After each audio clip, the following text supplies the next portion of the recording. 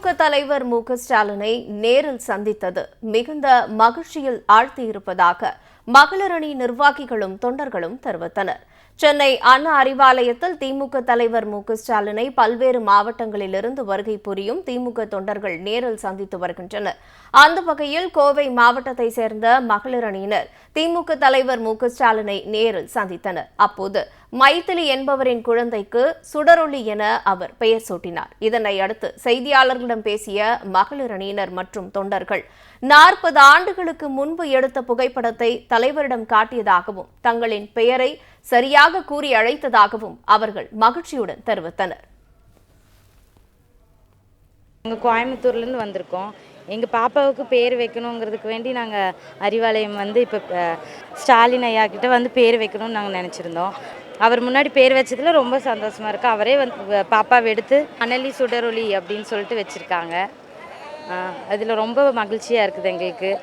நம்ம தலைவர் 1989 குழந்தை மாநகரத்தில் அவர் வச்சு ஒரு நிகழ்ச்சி நடத்தும்போது ஒரு புகைப்படம் எடுத்திருந்தேன். அதான் இந்த புகைப்படம் பாருங்கள். இந்த புகைப்படத்தை காட்டிய உடனே தலைவர் ஒரே வார்த்தை கேட்டாங்க, இன்னைக்கு கும்பகோணம் ராஜேந்திரன் தானேன்னு கேட்டதும் எனக்கு ஒன்றுமே சொல்ல முடியல. அந்த அளவுக்கு ஒரு மகிழ்ச்சியாக இருந்தது. காரணம் 40 ஆண்டுகளுக்கு அப்புறம் நான் இன்றைக்கி தலைவரை பார்த்து இந்த படத்தை காட்டவுள்ள ஒரு பேர் ராஜேந்திரன் தானே கும்பகோணம் தானேன்னு சொல்லக்குள்ள ஒரு மற்றற்ற மகிழ்ச்சியாக இருந்தது. இதே போல் ஒரு தலைவன் கிடைப்பதற்கு கொடுத்து வச்சிருக்க வேண்டும். தொண்டர்களை மதிக்கக்கூடிய தலைவன் அவர் என்றென்றும் வாழ வேண்டும் பல்லாண்டு. திருவண்ணாமலை ஈரா தர்மலிங்கம் முதல் எம்பி, திமுகவில் முதல் எம்பி. அவர்கள் குடும்பத்திலேருந்து வந்திருக்கோம். தலைவர் பார்க்கறதுக்காக வந்தோம். நாங்கள் எங்களுடைய கடைசி இறுதி வரைக்கும் இந்த திமுகவில் இருந்த கழகத்துக்காக ஒத்துழைச்சு நாங்கள் கூடவே பயணிப்போம்.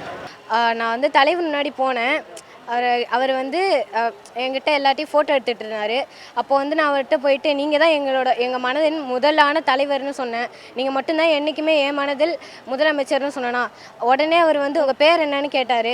பேர் கேட்ட உடனே என் பேர் சொன்னேன். என் பேர் பிடல் கேஸ்ட்ரோன்றதை சொன்னேன். பிடல் கேஸ்ட்ரோவா நல்ல பேர் அப்படின்னு உற்சாகப்படுத்தினாங்க. அதுக்காக நான் ரொம்ப நன்றி கடன் பட்டிருக்கேன்.